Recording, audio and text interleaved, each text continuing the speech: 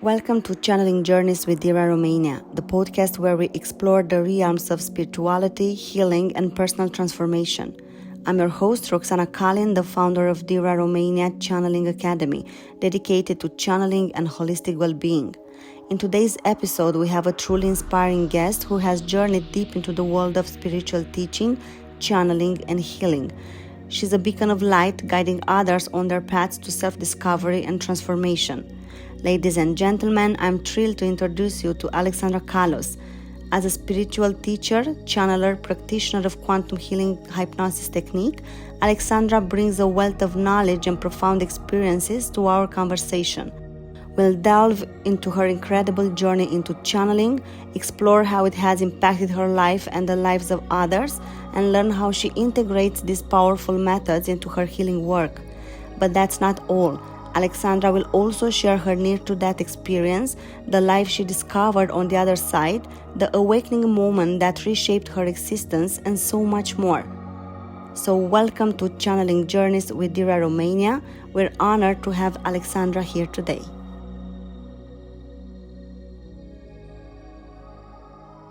Hi, Alex. Hello. Alex is one of my pillars in my life evolution. I remember when I came to her, I was so lost, and she basically saved me, believed in me, and she introduced me to Dira International. Basically, she introduced me to my life that had to come after I met Alex. She introduced me to channeling. So, Alex, please tell us about you. Tell us a little bit, how did you get to channeling? What do you do for a living? How you introduced channeling into your life? Tell us a little bit, how did you get here? And thank you so much, so grateful, and I so much love you. Thank you. This is so same way, huh? Like beautiful. First of all, thank you for this beautiful podcast and all the beautiful work that you do. Like, I'm in awe completely, and I'm very happy to be a guest on your podcast. Yes, I want to start with that. I am convinced that we have a soul contract together, that everyone who is now in my life and the people that are in your life, they're there for a reason. And we find each other in the right moment to provide for the right expansion. And so I was a little bit before you, so I could open the door for you, show you where to go. And so originally I'm from Greece, and I grew up between Greece and Holland. And I actually come from a background of, I was an artist. So I went to art school, to an art college, and I also was a professional contemporary dancer, which already in my 20s allowed me to travel very much, which is something that is actually still ongoing. The nomadic lifestyle is very much an aspect of my life. And so I think I can start by saying that as a child, I had a sense of wonder that was very expanded and very deep. And I was convinced, I knew that there was more than just this world, this 3D, the buildings, the sky. And I remember looking up at the stars at night, especially in summer, and having this kind of nostalgia and looking and kind of knowing that I had a connection with that. Yeah, and that this all came later in my life, how that then unfolded. And I also had certain gifts as a child. Let's say I sometimes sensed things before they would happen from other family members or people that I would meet that I didn't know. And then at the moment of meeting them, I sometimes would have these flashes where I would see something usually kind of terrible that would happen to them. And but these things were not encouraged. Yeah, so my family was perhaps not very spiritually, or in that way, not inclined. So I don't think we talked about it a lot. So it wasn't very much a part of day-to-day life, but it was always in me. And I especially loved trees. And that ties so in with it's so connected to my channeling, because when I was a little girl, I used to think, and this is the opening line of the book I'm still writing, that when I was a little girl, I believed that when people died, their souls would live in trees. So and there was beautiful. a forest where my parents used to take me and my brother.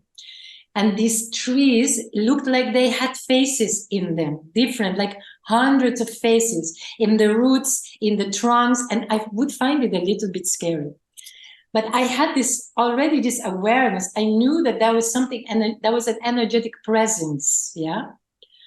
And it gave me a sort of sense of wonder, because it was also exciting and I was a little bit scared, but just this sort of already carried over into the direction that my life would later take. And of course, now in channeling, we all know that you can channel trees, that you can use your channel to expand your consciousness, connect with the tree. And these trees are incredibly powerful, beautiful beings that have a lot of things to tell us and to teach us. So this already came at a young age, but there was obviously not really the right framework. So I was just in my own little inner world about it. But I think also kind of lonely, because you couldn't really speak about those things. Yeah. True. And then the big first opening, let's say the big first event in my life that really shifted many things for me was my death experience. And you know about this. So when I was 28, I was living in Amsterdam and I was a student in art school. And I was on my way to school in the morning, on a Friday morning. And I was halfway down the town on my way to school. And I had an accident with a very big vehicle. So I stopped in front of a stoplight and there was a truck standing next to me. And when I went crossing the street, when the stoplight went to green, the truck didn't give me right of way. So I collided with the truck and it hit me with its back wheels. Oh. In that moment, when I was under the truck, the weight, the physical impact of the accident, it left me dead. And I have a very vivid memory of this. So the first thing that I remember was that I spiraled out of my body. And then I I hovered across this junction of the street and I saw my body.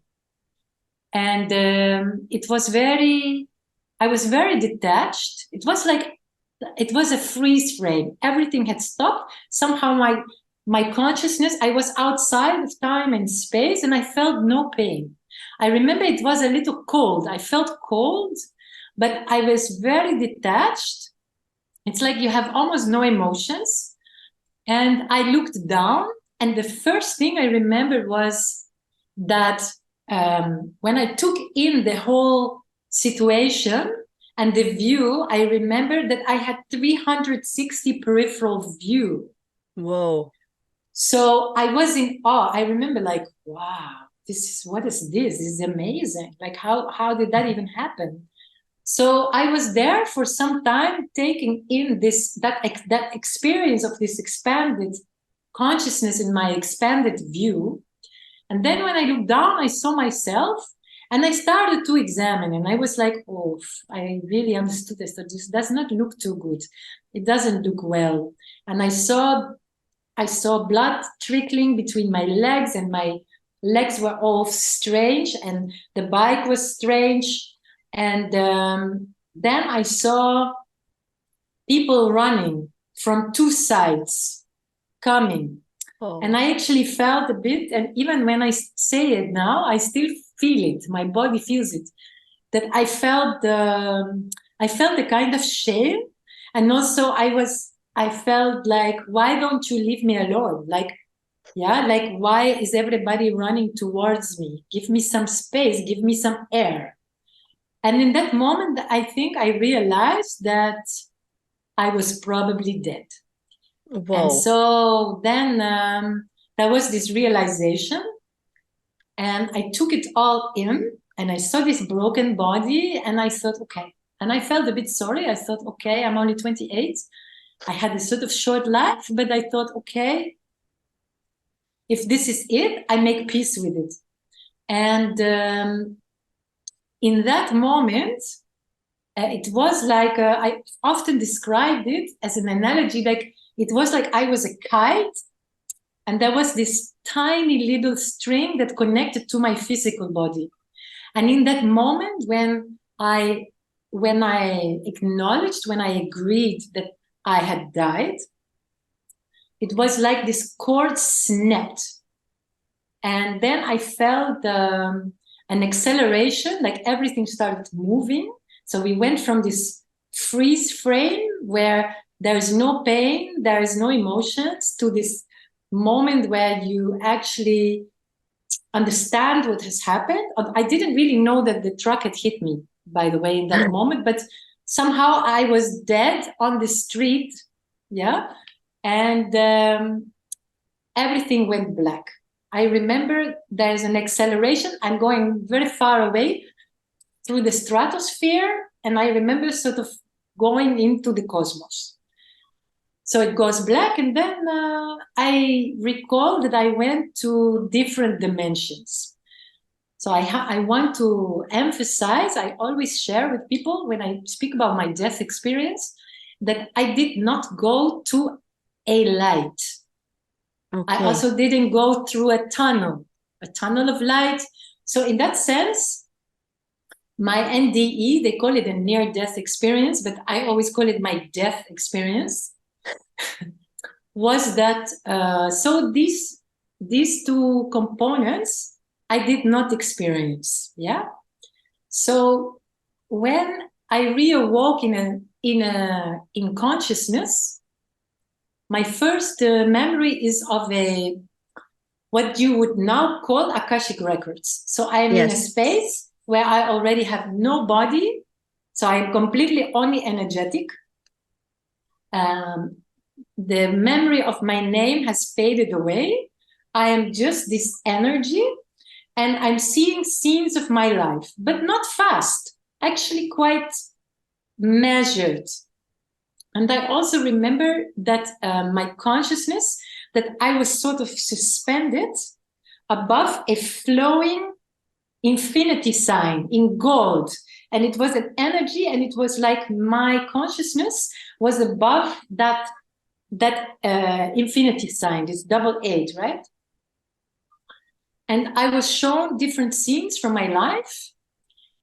And when that sort of concluded, it was like something wider opened. And what I realized was I was all of a sudden seeing my infinity. I realized that I had had many other lives, let's say, that were before this lifetime as Alexandra. Mm-hmm. And I also had this awareness, this flash of insight of all the lives that would come after. Maybe not as a human, maybe not embodied in a physical body, yes, but like existences. So there was this incredible opening created, this beautiful, this knowing, this understanding that in fact I was an infinite being, yeah, and that also that I understood that I existed on all these different levels. And this was a very overwhelmingly beautiful realization. I felt it was very rich, and I thought, wow. And it was also like, in a way, already confirming what I had always thought. Yeah, because I found it very hard to believe that life would stop at death, and that you go into some kind of oblivion or the big annihilation. That this never made much sense to me. And then so I go to, then some more things happen, but then I go to I think, to 2 or 3 other dimensions. And the one that was really the most impactful, which has such a connection with where I am now, is that I went back to source. So beautiful. The thing is that now I call it source. When my soul, when my essence journeyed back to your origin, and I call it being cradled in the arms of God, because when I was writing about my experience, that was the best words that I could put it in, because in fact, being one with source, being one with the divine, it is completely beyond words. It is beyond any kind of vocabulary. It is also because it is not of the mind. It is a completely all-encompassing, expansive quantum experience. Any word, I always felt that actually any word I would put to it would diminish the experience. So the best I can do is describe its perimeter, its fringes, because really the depth of the experience of being conscious in source energy is completely, undescribable, really.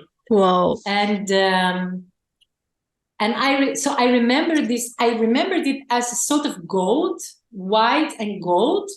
There was a sort of pulsation, like this cosmic breath, very beautiful. And you are completely one with love. You are love. You know that you are love, that you are infinite, that you are this divine being. You are home. It was very much, I remember when I reawoke in intensive care afterwards. Yes, basically I think the word that really came first was home, belonging. That was it. I knew that was my origin, that had been my essence. And I was also very depressed when I left that dimension. Yeah, very depressed. And then when I was with God, because I still called it sort of God, even though I'm not religious, I remember I was very happily just in this beingness, this isness of no time and space, no name, no identity, no past, no future, no memory, just this expansive, divine, beyond any kind of words. The deepest happiness, love, you name it. Beautiful. And then there was this voice. And this voice said, "You can't stay. You're going back." And I went, no. Like, please, you cannot do this to me. Like, but I am home. I am here. I belong. This is it. I don't ever want to leave. And then what started was what I call in the book, in the manuscript, it's called the bargaining with God. So I remember there is a memory somewhere in me, in my Akashic, where I'm pleading with this voice, with that consciousness. Like, please, I am begging not to send me away from that place, to expel me from this heaven, right? Okay, this goes on for a while. There's no dialogue. It's just me bargaining. And then all I remember hearing was like, no, really, you can't stay. Then it just repeated itself. And it says, you're going back. And then the next thing, like in my memory anyway, is that it went to black again. And then I reawoke in intensive care on a ventilator machine. Oh. So that was, let's say, my first, so my accident, and the memory of visiting this other, of being aware and conscious in these other dimensions. It was an incredible experience, and I think that formed very much the basis of my spiritual quest. Yeah. So after I I started, when I was still in hospital, I started to understand what had happened to me. And of course, in my immediate surroundings, I was the only person that had ever had this kind of, mystical experience. Yes. Yeah. So again, I felt very alone in my experience, and I struggled with giving it a place and how to properly integrate that, because there was no feedback. People would listen to me. They were very loving and compassionate, and like they wanted to hear my stories, but it was not like there was any feedback. People had no context to respond to me. So then I remember, and this was in the 90s of the last century, and in those days, of course, we had no internet. So I started, so my interest in the metaphysics was very, very big. And I needed to find some kind of framework, for what had happened to me. What did it mean? And so I started ordering metaphysical books, and they were predominantly in English. So there was an American bookshop in Amsterdam. It was fantastic. And I would, every week, every month, I would order 4 or 5 books. So I started reading all these books from Raymond Moody, who also the Robert Monroe from the Monroe Institute, all these big names. I started reading Gary Zukav, all of these big books. I started reading them. And also books on other people that had a similar experience.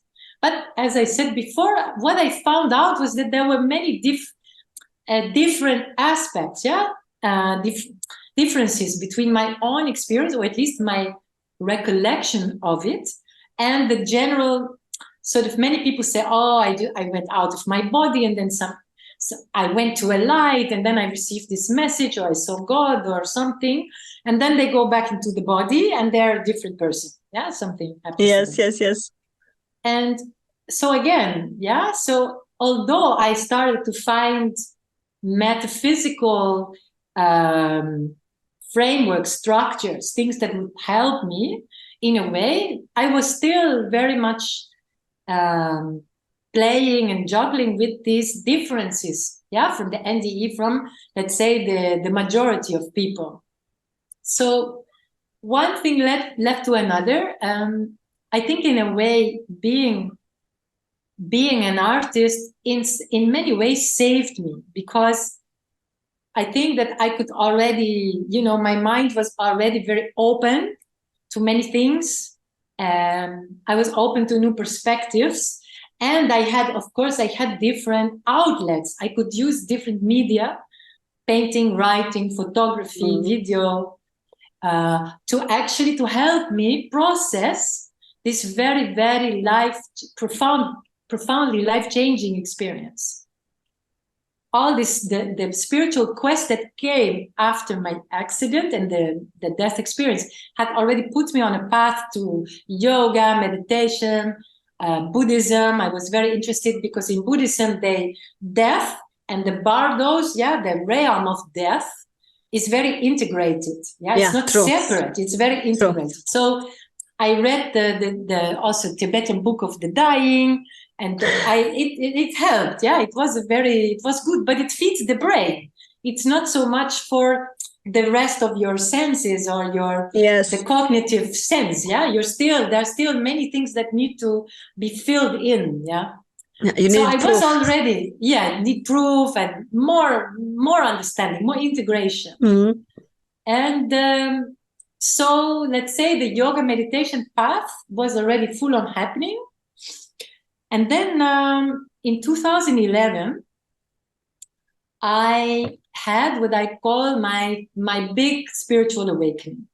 It was a mixture of a first spontaneous Kundalini activation, and it lasted for many days. It would come at night, and so the first night that what happened was that it It started at 1 a.m.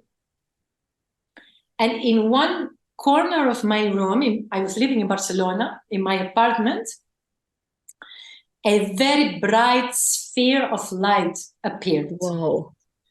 And it started to pulsate. It was this, so a sphere like this, and it was not that big. In the beginning, it was about 30 centimeters, elliptical in shape, and it was in a corner, in the right-hand corner of my room. And it was incredibly bright. This light that we see in channeling now, this sort of crystalline diamond, this white, sparkly, bluish light. And it was intense.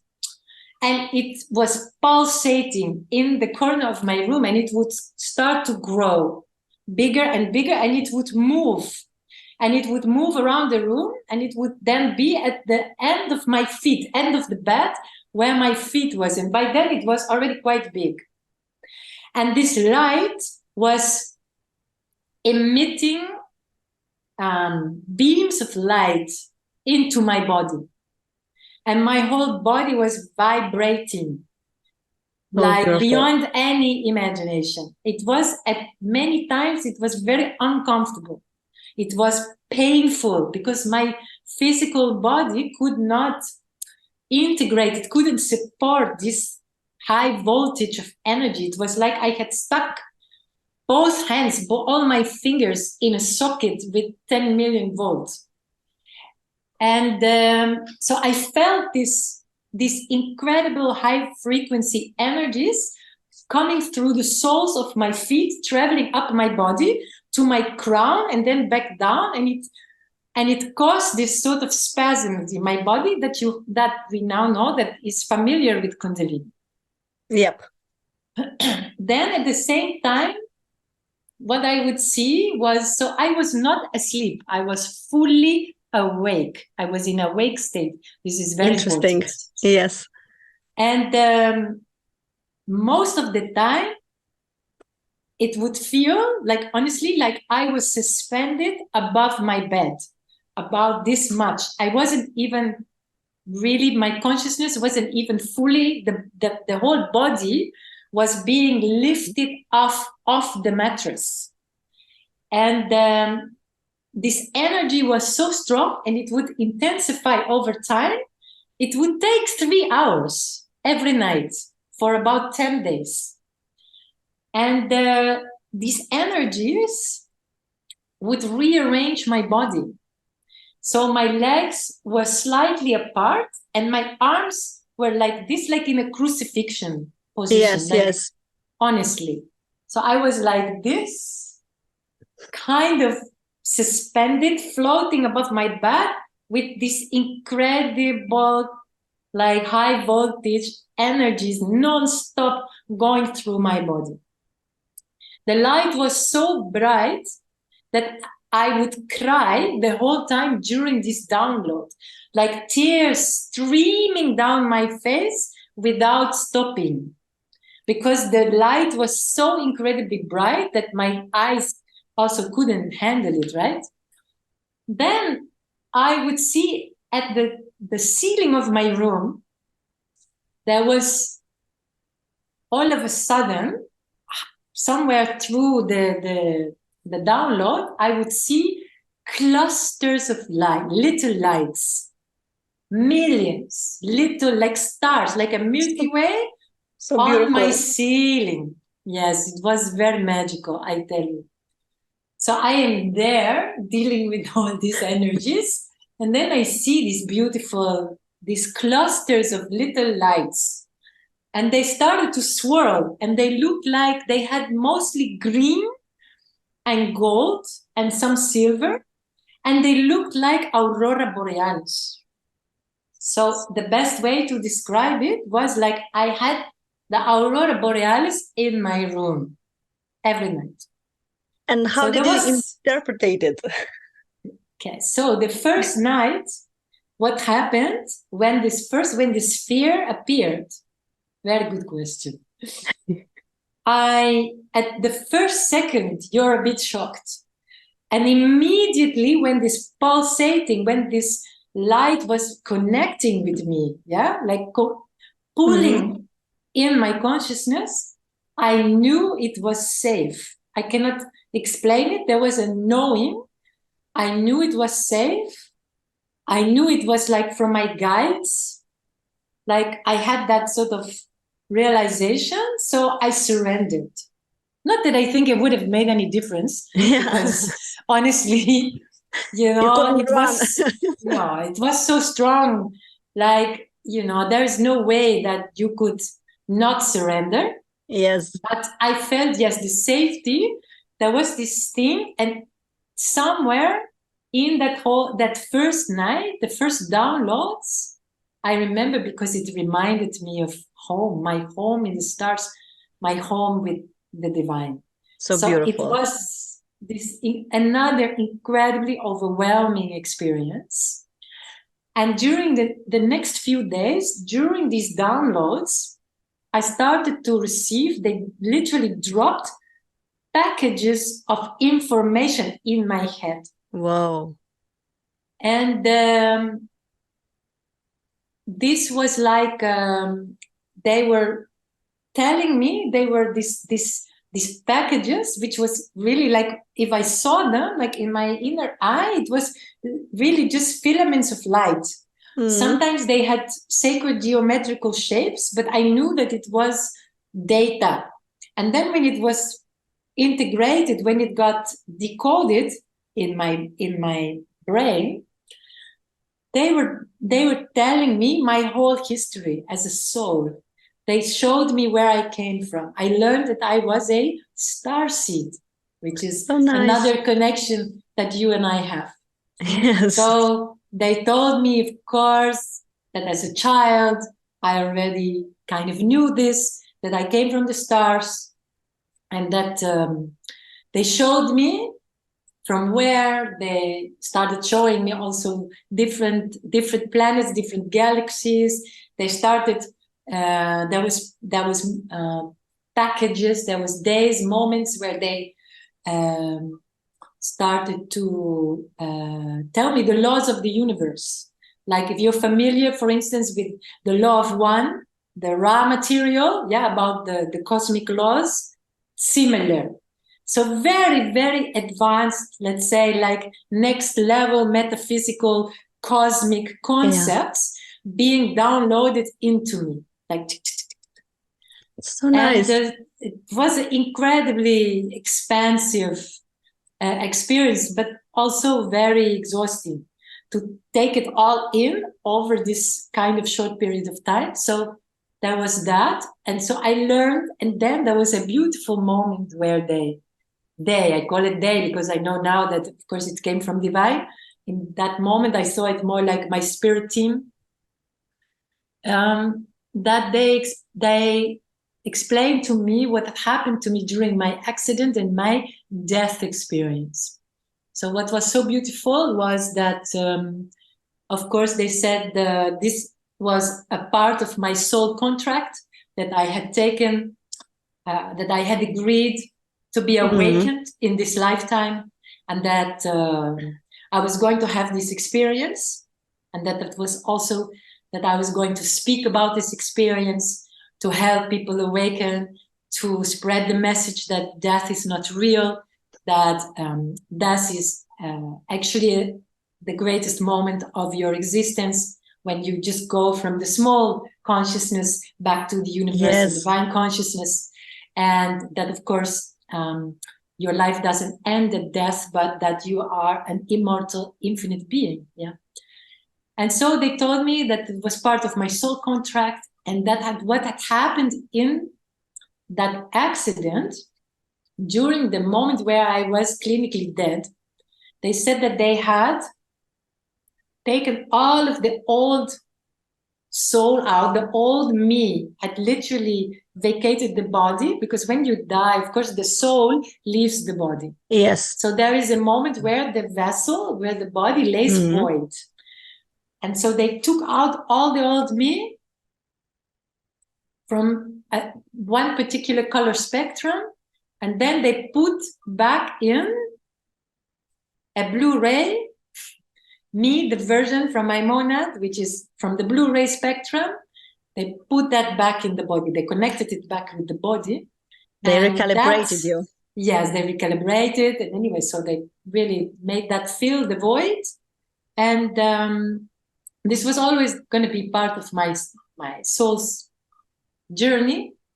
And that part of my purpose, so they revealed also my purpose. They said that your life is going to change. You are in a very important moment, crucial moment, because your life is going to completely change in every aspect of your life. You are going to leave behind this life as artist.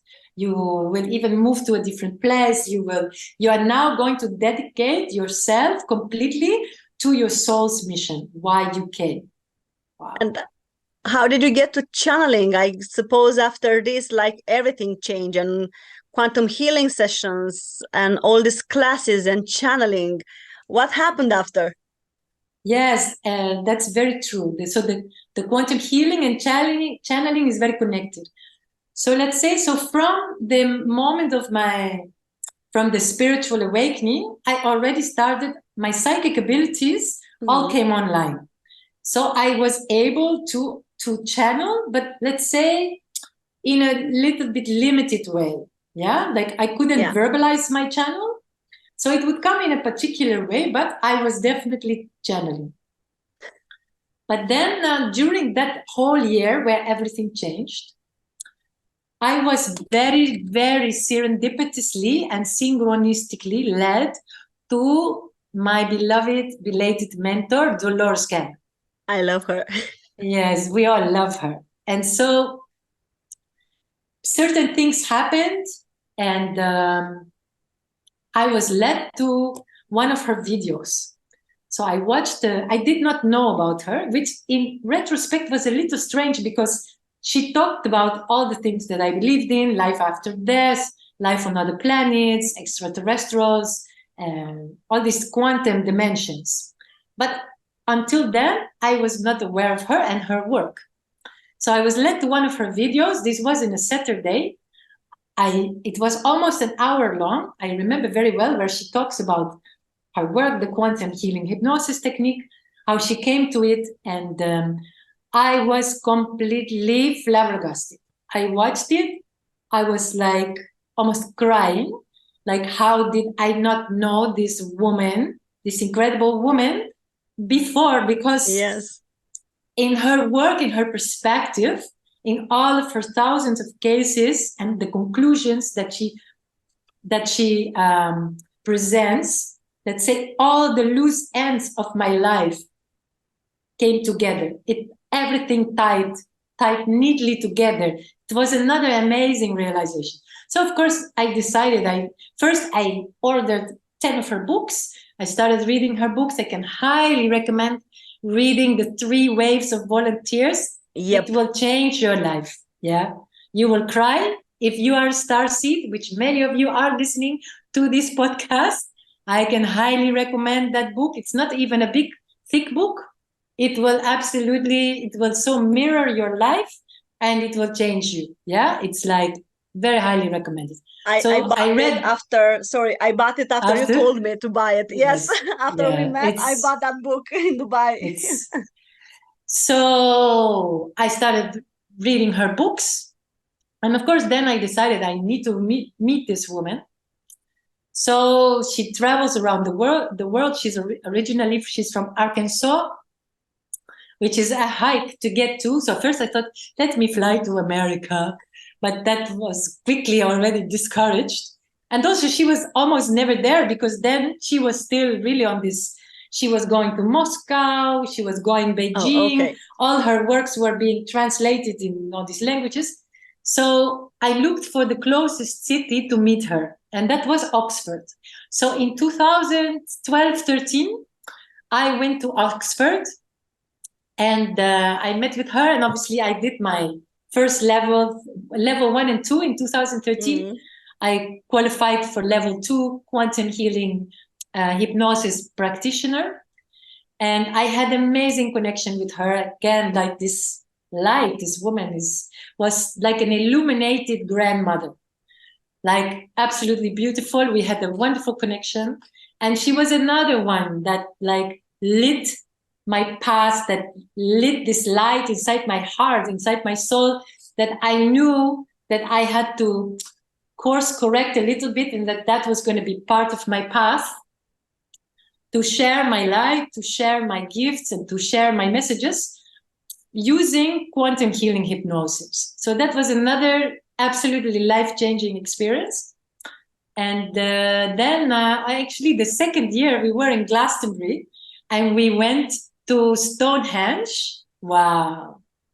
Any starseed. So we had one day, we went on a sightseeing to Stonehenge.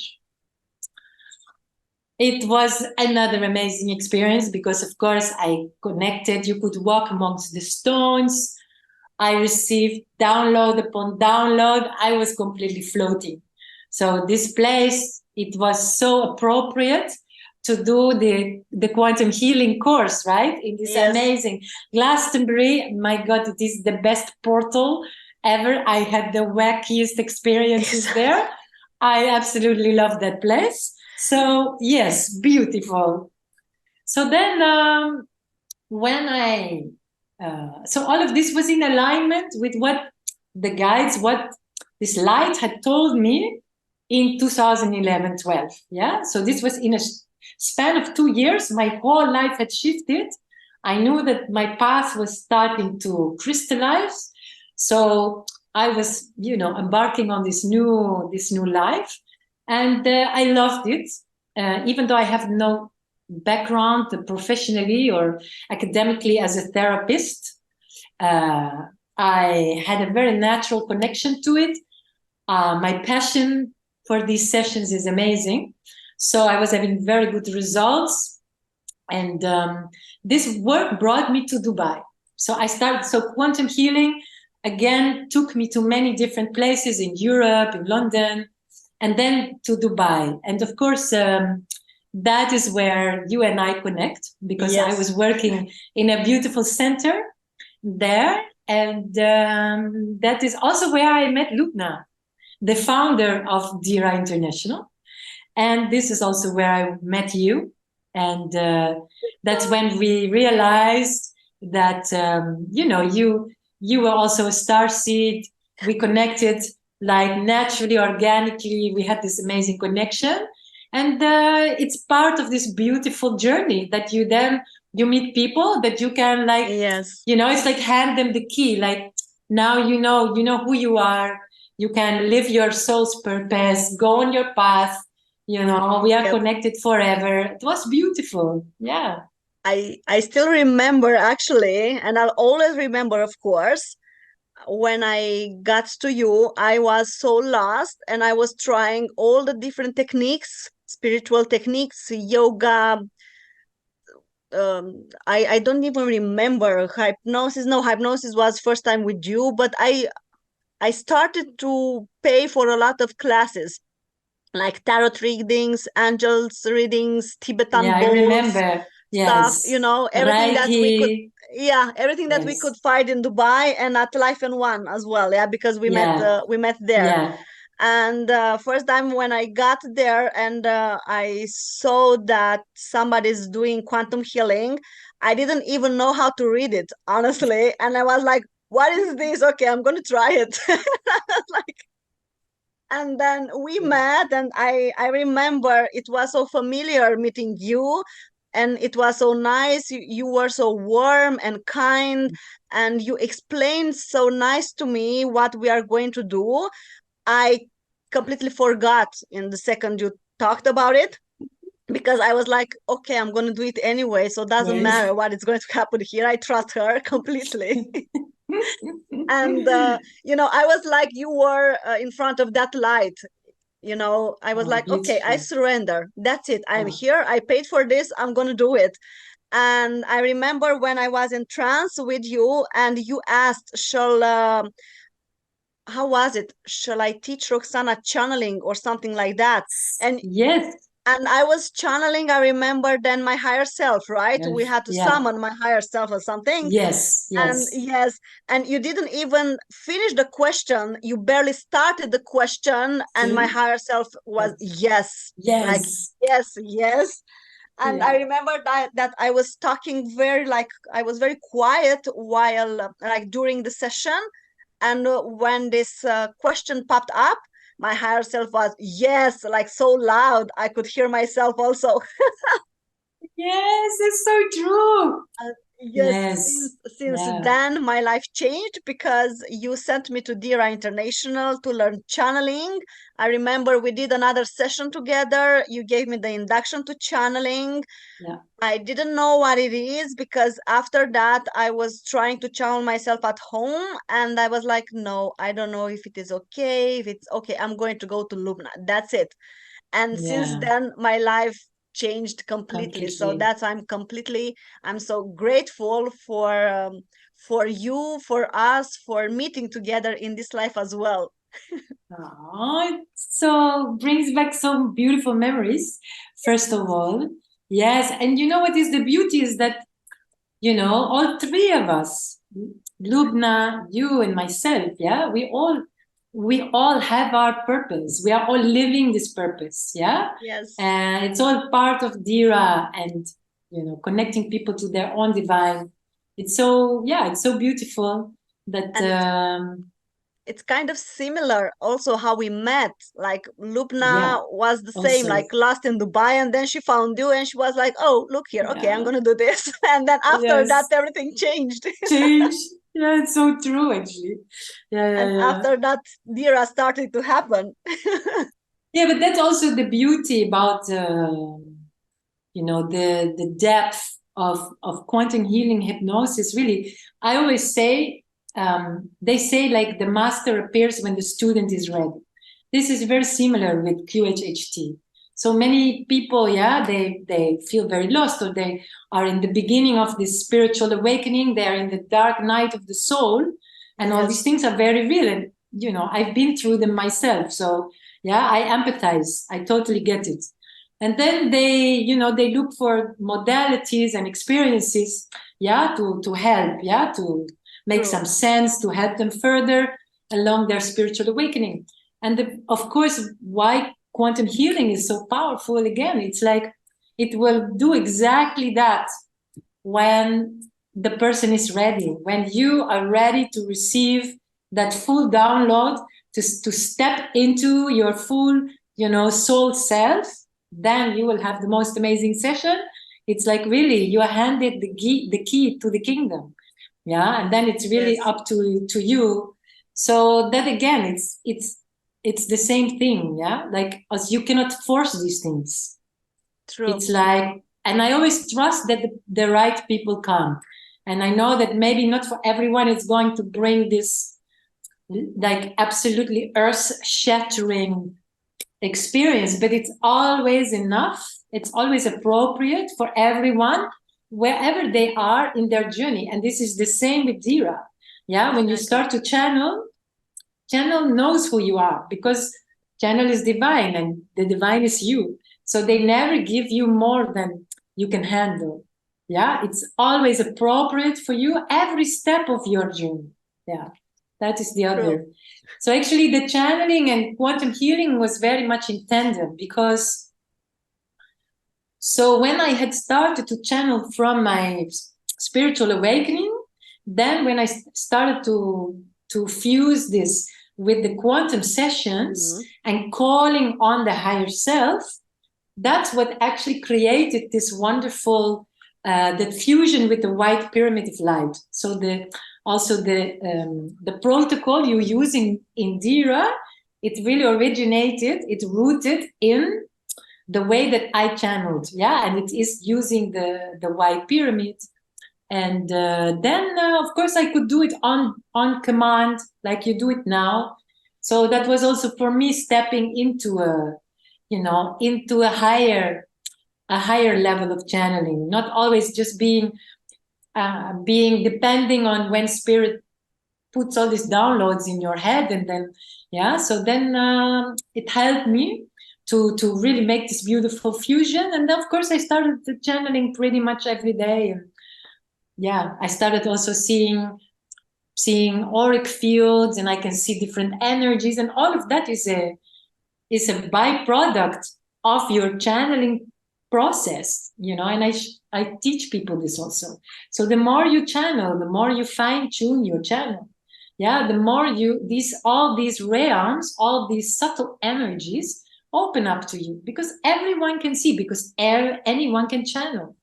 And so Exactly. all of this, also seeing auric fields, yeah, seeing different beings, seeing different auric fields around the trees, seeing different dimensional energies. It's all part of the channeling experience, yeah, being in that expanded divine state where you can navigate all these different dimensions and energies. Yeah, so it's been a beautiful journey.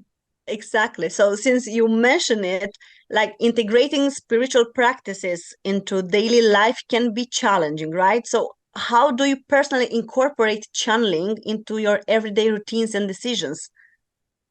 Well, very good question. And I know, because it's very much a part of Dira, of course. So when I think that I found the value in channel, really the clarity of the guidance that I was receiving, it was very helpful for my life. That didn't mean that I always, so if I would put a question to my spirit team, to my divine, they give you an answer, they give you a perspective, they give you Yes. guidance. And then it's still up to you. You have this little bit of free will. You can say, okay, thank you, divine, I'm going to follow it. Or you can say, I'm going to think about it. Maybe I'm going to do something else. So let's say in the beginning, there was still a little bit push and pull. I wasn't always, it's not a smooth ride. It's not like from the moment you channel, it's all unicorns and church bells. Really not. It's a journey. Yeah. Exactly. And the more you integrate it, the more you align with the guidance also, the more you can allow it to be part of your daily life. Yeah. And so it's a gradual process. I always also want no one to think, if you don't have these amazing shifts or things in the beginning of your channeling, is very normal. Yeah. It's like a muscle. It's like when you go to the gym and you train your muscles, they're not going to be, you're not going to have biceps and all these things from one day in the gym. Yeah, it's a muscle that's been activated, and then you're going to start to practice the muscle. Yeah, and then the expansion and the amazing experiences and guidance, it will come. Yeah, but the golden rule is, the more you trust it, yeah, the more we really align with divine's guidance, the more we follow it. Yeah, of course, the more divine will give you. This is also logical. So it became an even bigger component of my life. At that time, I was already, let's say, with the quantum healing, I was already channeling for people. Yeah, like a sort of medium, doing sessions for people and channeling people from beyond the veil, speaking with dead people. So I was channeling different ET beings. This was all early on in the journey. And then when Dira was established, and I started spending a lot of time in Oman, and as one of the core members of Dira, doing many level ones, and then deciding to really do to commit myself to the 7-level step program. To say, okay, I'm going to make Dira my journey to self-realization. This is going to be my main practice, my main connection to the divine, is that, through that expression. And then you go through the levels, and of course, going through the levels increases your time spent in channel. So your channel increases exponentially. Yeah, so you can spend long times holding your channel, receive bigger bandwidth, let's say, of energies, and it's just been building from there. And I'm currently doing level 7. I just started my final my final level, which is amazing. So beautiful. I'm still at level 5, so I'm coming up. But I find it amazing how you travel with your channeling. How you get the message. Okay, now you go to Bali, now you go to Oman, now you go to Dubai, then to Spain, then to Greece, and so on and so forth. I really find it amazing how you trust your channel. When it is said to go there, then you go and you fully enjoy the journey. Well, this question is two parts. So also thank you for sharing that and mentioning this. Yes. So with me, let's say the first part of that statement is to live a life in surrender.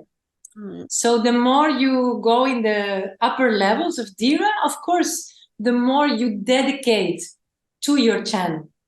The more your life is infused with the divine. Yeah, if you spend 4 or 5 hours a day in channel, like you do for level 4 or 5, it's many hours. Yeah. Yes. So there is this merging, this fusion, and what divine asks of you is to surrender. It's this daily call, this daily invitation. Surrender deeper. Yeah, and it's really like they're holding out these hands. I often see it like this beautiful cloud with these hands. They say, come a little deeper, surrender a little more, trust more, have more faith. My divine has always been very much banging on about building my faith because my faith wavered. Lubna has big faith. I am so in awe. We've talked about it many times. Lubna is this, this beautiful presence of like, yeah, of course, I believe, I have faith. And it has been teaching me many things about faith. Yeah, I tell you. So it's a beautiful mirroring of each other also, to have others that are on the same journey. So it was this invitation, this like, you need to surrender more, surrender deeper. And so at some point, you need to say yes to it wholeheartedly. It's like, okay, so what am I going to do? I'm going to follow divine guidance or not? Does my ego think it knows better? Or do we think divine knows better? And then the second part is when you said, it's so beautiful, you travel and you enjoy it. The reality is that, of course, there is reasons for all these travels, why you are brought to one place, to another place. There's always energetic reasons and, many aspects. And they are not always pleasant. There is, a spiritual journey, a journey of self-realization. It comes with many challenges, with ups and downs, with how do we integrate the ego? How do we heal the inner child? How do we integrate all these big divine concepts into our daily life? How do we expand the heart? So many times I've been told in channel and done these amazing exercises, how to open the heart, to look at the world through this lens of love, and how to bring that to your day-to-day life. And I'm not saying, I am not, this doesn't always happen. There's a lot of stumbling, falling down, and then picking yourself up and go again. It's not a smooth journey. It's not like from A to B, from B to C. There's a lot of challenges along the way. But how I see it is when you say yes to the surrender, divine will help you. It's that. But the human in me. At least we have the tools, Alex. At least we have the tools. Yes, we have the tools. But your human often lags behind and it wants to have a little say in it, or it wants to go to the right and divine says you have to go left. I don't know. Yes. Or they send you to a place and it's really cold. And I'm like, what am I doing here? It's snowing and I'm freezing and I don't like it here. And what do I have to learn now? Yes, exactly. Why am I? What is the lesson for me to learn? So it's all really intertwined. It's interconnected, and always reflecting a certain part of my unfolding, of my growth, of my journey. And some things are very hard. And some certain things, they are more easy to integrate. So it's the full package. It's not all pink and golden clouds, it's everything. Committing to any spiritual journey or journey of self-realization, whether you do it through tantra, through yoga, or through any practice, really, is an excavation of your soul. It is the excavation into your shadow, into your darkness. Yeah, it's not only focusing on light. In fact, it is the opposite. It is always divine showing you, pointing you there. Where's the wound? Where's the shadow? Where's the fear? Where's the rejection? We are all full, of all these negative imprints, these traumas, each one of us. I am not excluded from this, And a spiritual journey, a journey to self-realization or to enlightenment, if you want to call it that, it is an acknowledgement of your darkness. It is an embracing, not being afraid to say, but it's also part of me. Yeah, it's the unloved parts that your journey, your practice will help you to explore, to say, I will give you tools to overcome, to heal, to integrate it. But certain things take many efforts. Ideally, you do it in one time, you do a level 2 of Dira and everything is healed. This can happen, but it's rare. So there are certain things there are certain challenges, there's certain shadow in your life that takes a long time. It becomes part of your whole unfolding. And what is so beautiful is that it teaches you that really we are all a mirror of each other. I am a mirror for you. You are a mirror for me. Lubna is my mirror and I mirror her. In fact, the whole world. Of course, one of the core things that Dira will teach you, and any practice based on oneness, is that there is no separation. That really there is no other. There is no otherness. That everything and everyone is just another aspect of you. So doing all that shadow work is what it really is. That is a spiritual journey, is that it is really going into the shadow, bringing it into light, where it can be healed, where it can be dissolved. It's really that is the biggest part of the journey, and that's not. And so I'm really grateful that you mentioned the part where you said that we are human and life is an experience, and of course it can be just pink butterflies and Tinkerbells everywhere, because it's an experience, and without the whole experience we cannot live life. And yes, also when you go through an emotional and spiritual experience, you are going to find yourself on the way battling with your emotions, regardless of the color, Absolutely. And grateful that you mentioned this, because there are a lot of people, also my clients and also me, of course, that I went through this, or some of them are still going, through their awakening. And it's beautiful to mention that we are human beings. It doesn't matter that if you go, for example, into a channeling practice, you are going to awaken and then you are going to see God forever. We have to learn that God, it is within us, it is here, and we are working through channeling, through these tools, to find Him in ourselves.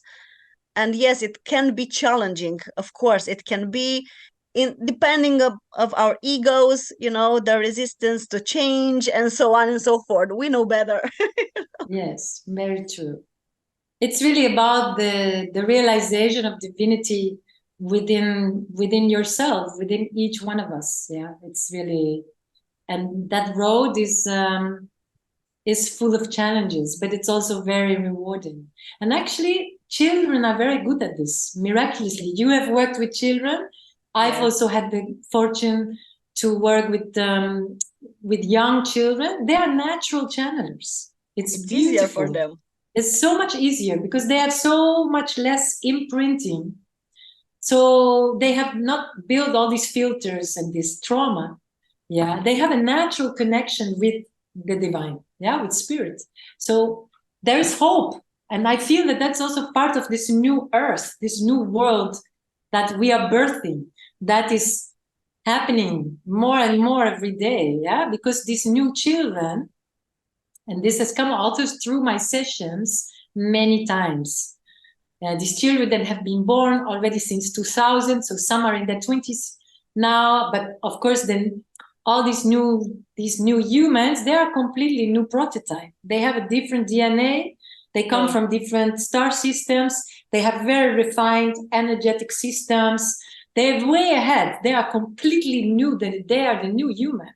And they already have this whole setup also to receive these templates for these new energies. Yeah, they are already set up for this whole new earth.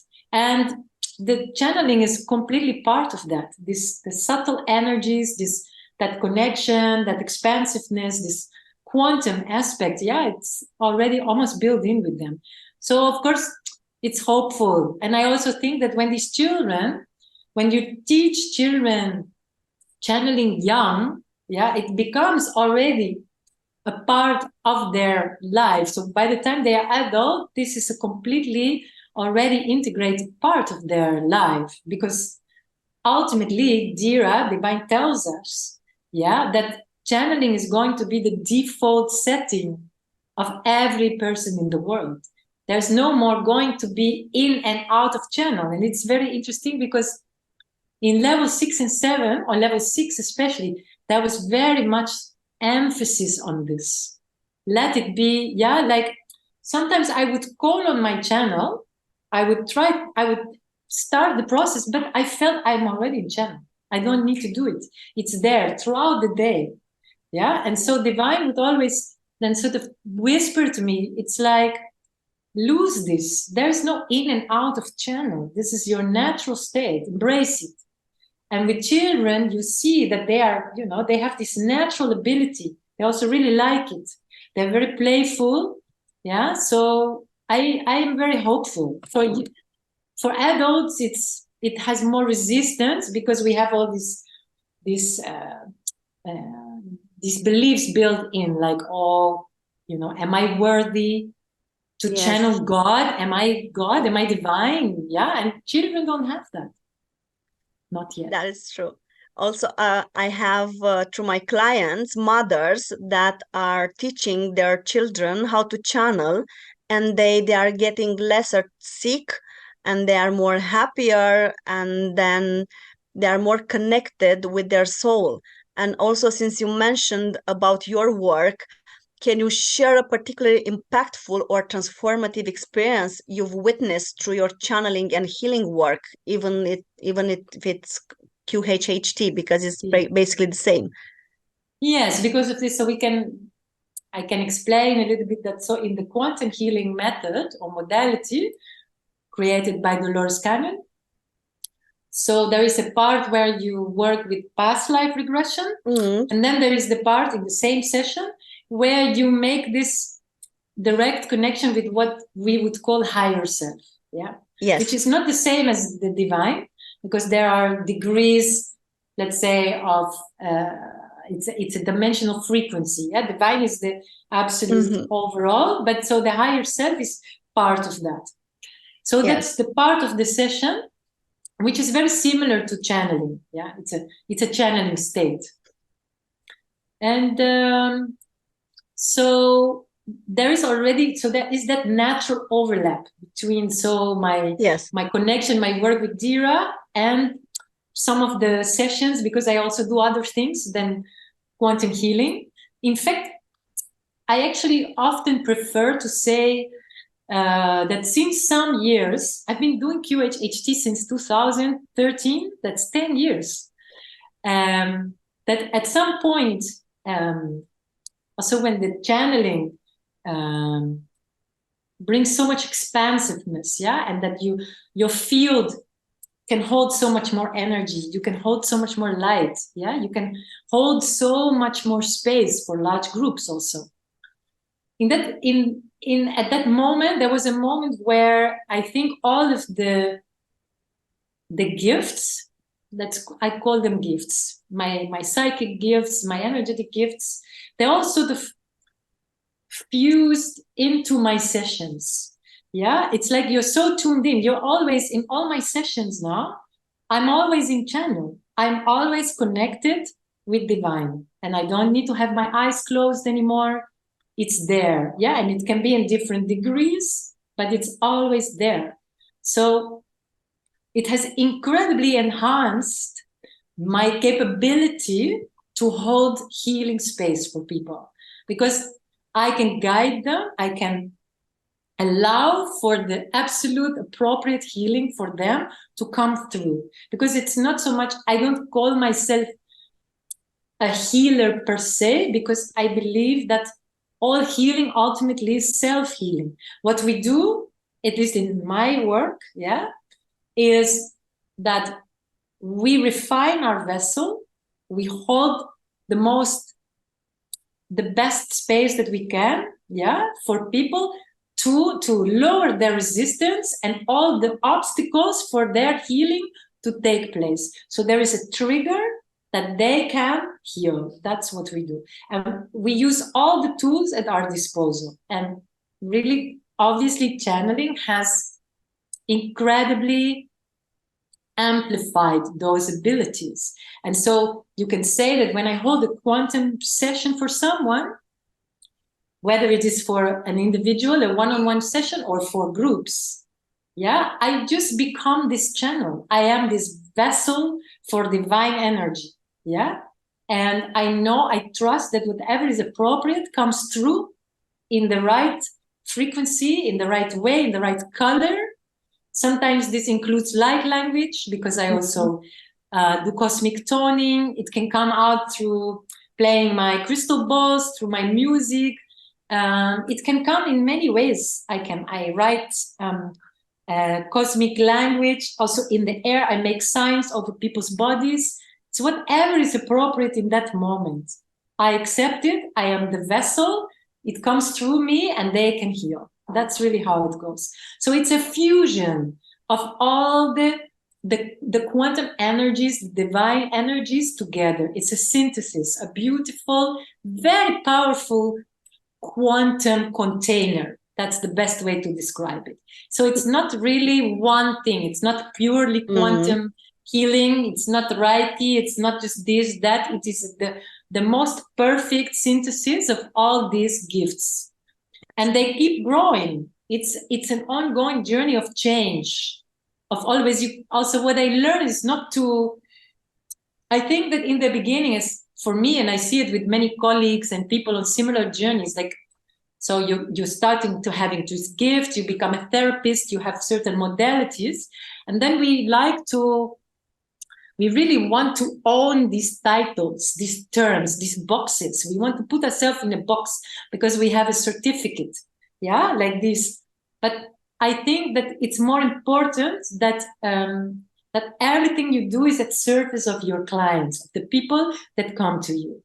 And I'm at the point where I lose attachment to these boxes, to these terms. Like it's not necessary.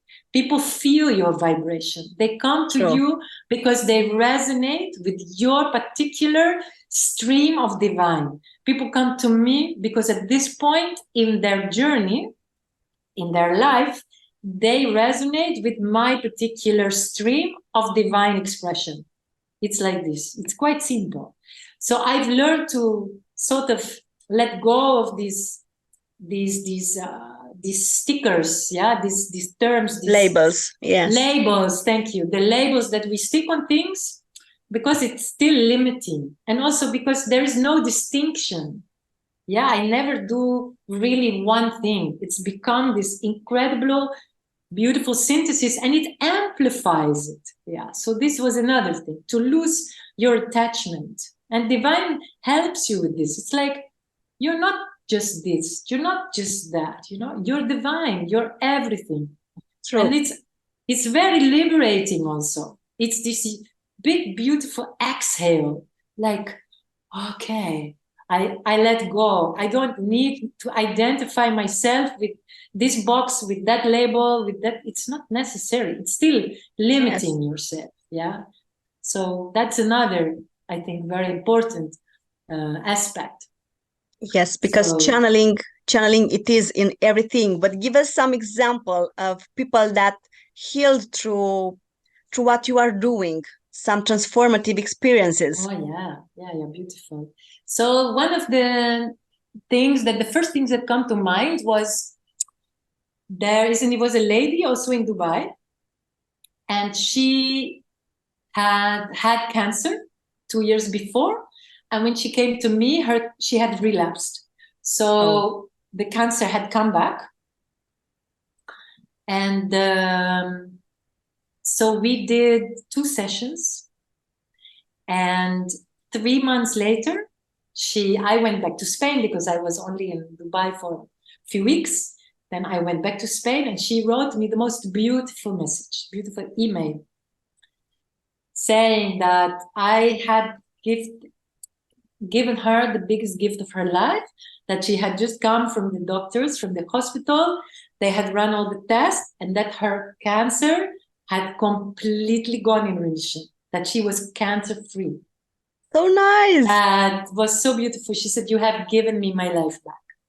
And this was an incredible, so this was one of the big, very tangible. So someone really had a physical disease and ailment and imbalance, and we totally sort of, we highlighted it, we looked at it, we healed it, gave her all the tools. Of course, all cancer is self-love. It's letting go of all this anger and all these things. Yeah, it's a big process. So that was a very beautiful, example. Women who could not conceive, who had babies after sessions. That's another thing that comes to my mind.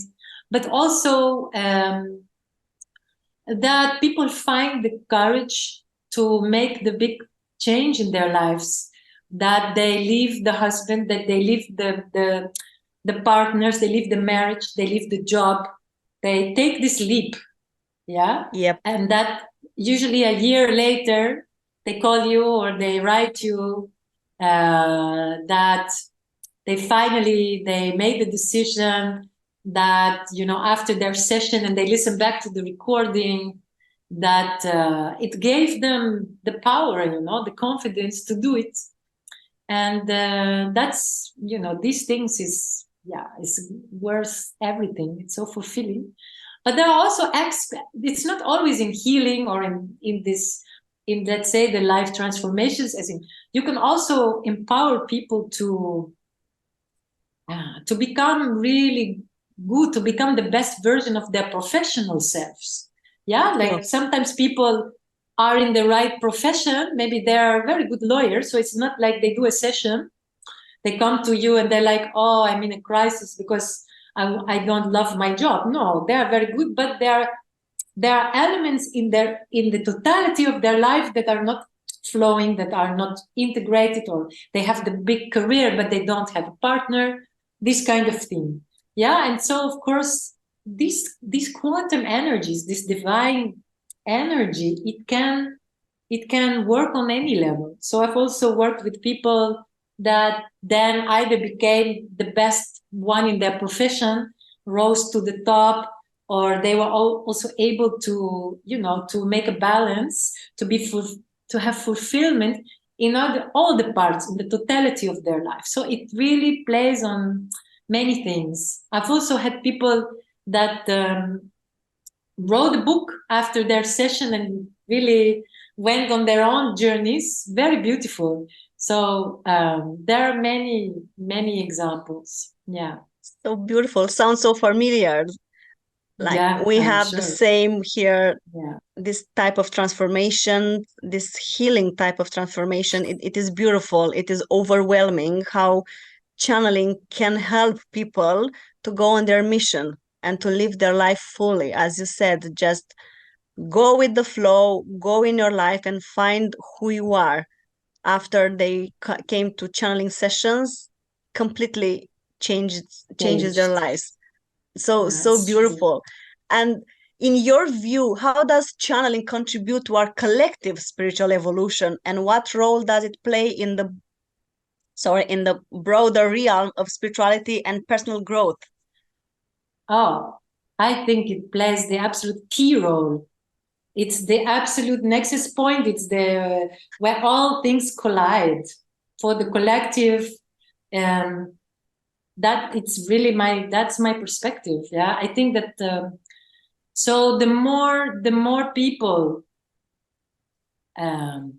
learn how to channel and practice their channel, means they anchor more light. They become these anchors, yeah, around the world for the divine to really anchor into this reality, into this realm. Yeah. So we help the whole earth. So the more people are, let's say, upgraded in this way, the more there is a ripple effect through the entire collective. This is a no-brainer. Yeah, completely. And we see this already also in the work of people like Greg Braden and Dr. Joe Dispenza. It's, it's like not just in the small Dira world. We see this already reflected, yeah, in the spiritual community at large. So I think that and now at the onset of the whole AI, yeah, the artificial intelligence revolution, yeah, I think that again, yeah, this is our own. We have our own chat GPT right inside us. Yeah, we already have this access to the whole field of potentiality. It's all there. It's just a matter of shifting your consciousness and finding the right entrance, the access point. So I think that channeling is going to absolutely flip it around in a sense that it's going to accelerate the awakening of the collective, the awakening of God consciousness, the awakening of oneness. That the key is channeling. That is where it's all hinging. I absolutely see that single-handedly. For me, channeling single-handedly changed my life. That has been the clearest answer I can give you. I had a beautiful group in Berlin. That was one of my biggest groups then. There were 16 people that I taught in the first during when lockdown was easing up a little bit. So 3 years ago. And some of them still, right? I became sort of friends with some of them, but almost all of them wrote to me after we did the channeling weekend. So it was a whole weekend. You take them to the induction, then you practice, blah, blah. They said, dearest Alexandra, the channeling is the biggest gift. It's like the biggest change in my life. And I'm about to teach them also to two of them to do it in German, because again, it's so what I see the success of the Dira Romania is to do it in the native language, because also in Dubai, my groups are multinational. There are Russians, Romanians, Japanese, because Dubai is this completely expat, multinational, it's like little United Nations. So sometimes the language can be a little bit of an issue, because people, you do it in English, but then their channel, once it's initiated, wants to come in the original language. Yeah. So there is this little bit hurdle that then it's easy now to recalibrate it. But I noticed how important, and of course I see it with you.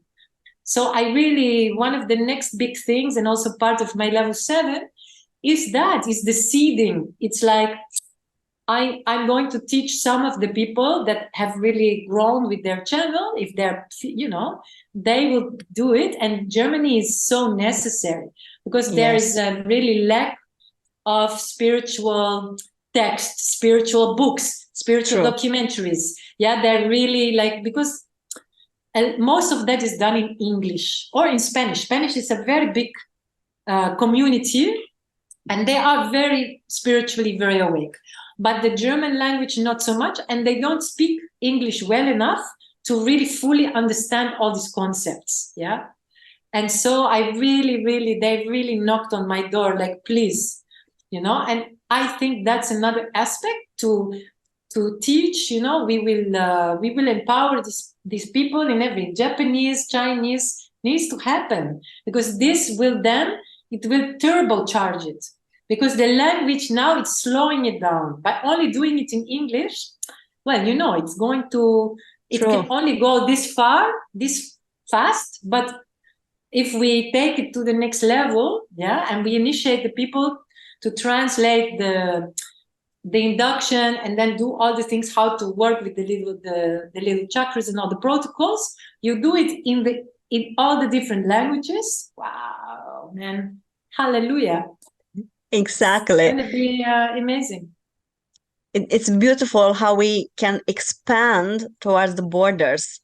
This is the most beautiful thing, because channeling doesn't have any language.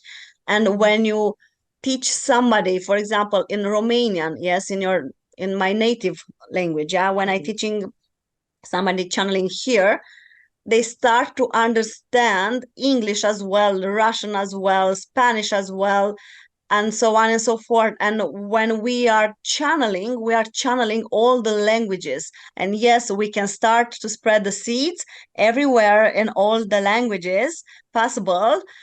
And then we are going to have only one language, the language of soul, the channeling. Beautiful. Yeah, absolutely. Beautiful. So Alhamdulillah. Nice. Yes, Alhamdulillah. Alhamdulillah. Yeah, it really is that. And isn't it amazing to be part of that? Isn't that just the best?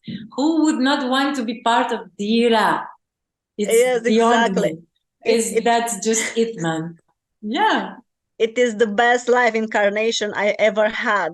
I really and truly love it, because after channeling, after Dira, my life changed completely. And not only mine. There are thousands of people that touched this Dira channeling, this protocol, and then their life changed within 2 years, to the maximum, within the 2 years of their lives. And so grateful. And also, finally, how can listeners connect with you and learn more about your teaching and channeling services? Where they can find you? Yes, so my website is Kallos, QHHT.com. So most of the information is there. They can also, there is an about section, so they can read a little bit more about me. I also have a YouTube channel, Inner Quantum with Alexandra. So the umbrella, so my business is Inner Quantum, because I'm here to empower and connect everyone to their divine inner quantum. And so there's many videos on my YouTube channel. I'm very active on social media, especially Instagram.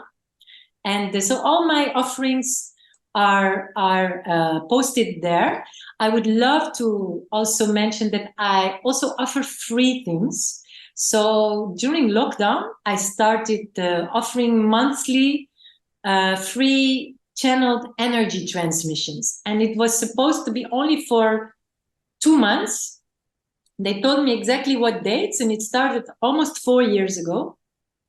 I was in Spain, and I had no idea it was one of those channelings, and Divine said it exactly.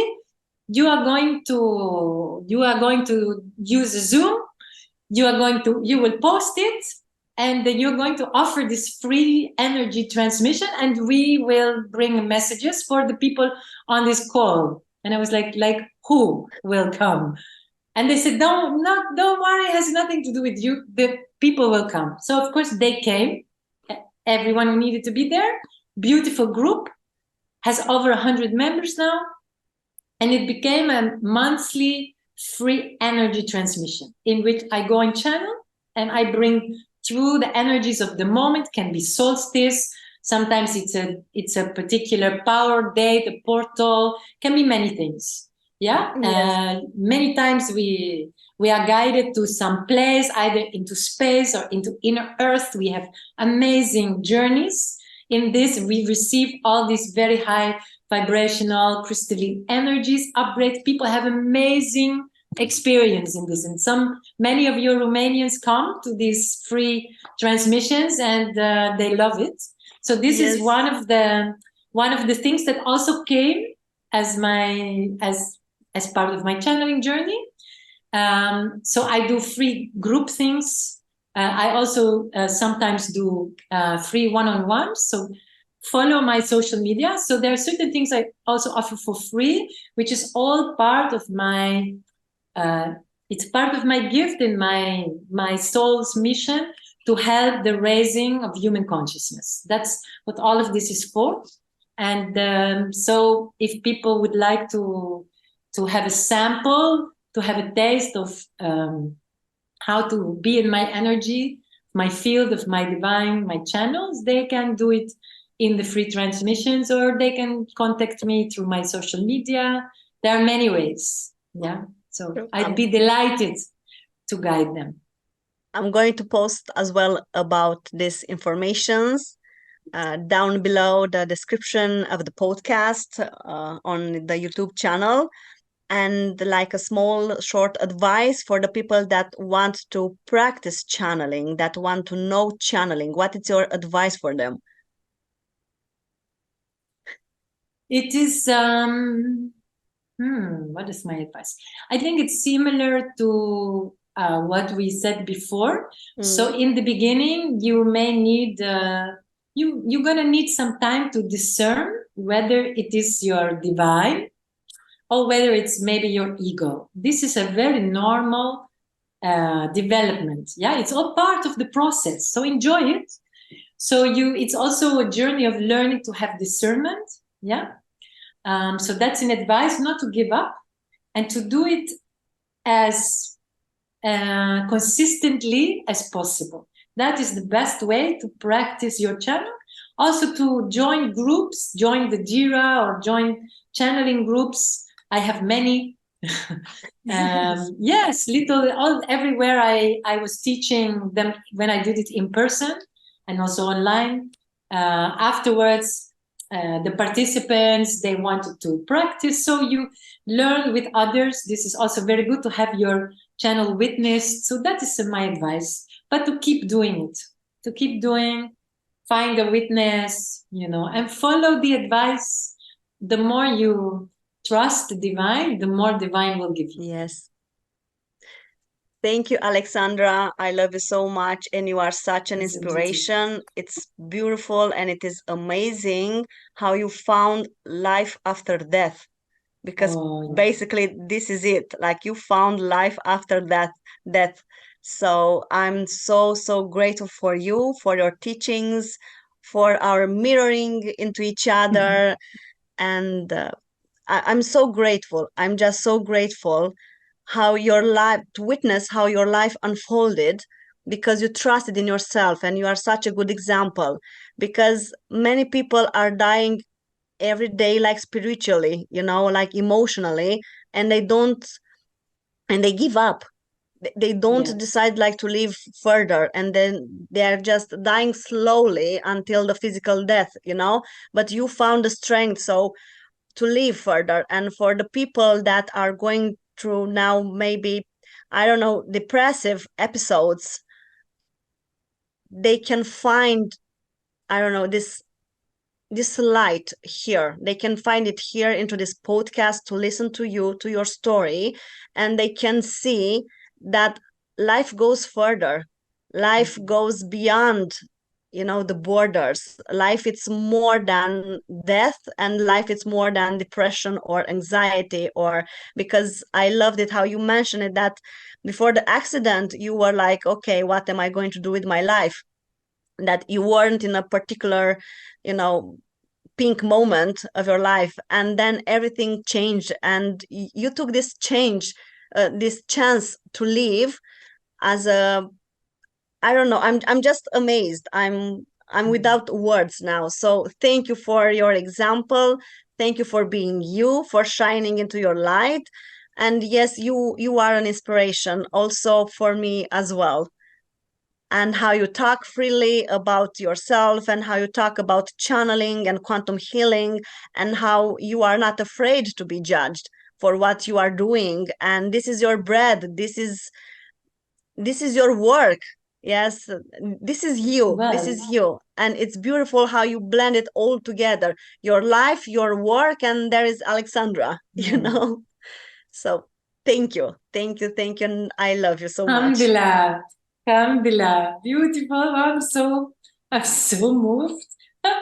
Wow. Yeah, it's beautiful. Really. Love you. Big heart. My God, beautiful. And hopefully, like, inshallah, we meet in Romania soon, yes? Yeah, it's really beautiful. And oh, don't cry, because I'm going to cry as well. I'm trying to be professional and I can't. Really beautiful. I got so moved that I couldn't find the words either. So thank you. Beautiful. Love you. Have a beautiful shine, you beautiful unicorn girl. My God, beautiful. Yeah. You got us. That was the best thing I did, send you to Oman. You was like, what, Oman? It's like, yeah. Don't mind, go to Muscat. Yeah, good that I listened to you. I was amazing. Like, my friend was like, where did you went, like, to a crazy woman to send you to Oman? Are you crazy? Exactly. Like, and I'm like, yeah, I'm gonna go. I don't care. I remember. Beautiful. So, love you so much. Love you. Go and have beautiful babies, please. Oh, I will. We'll speak soon. Yep. Bye, sweetheart. Bye. Love you. Love you. Bye. Thank you. It was an honor. Thank you.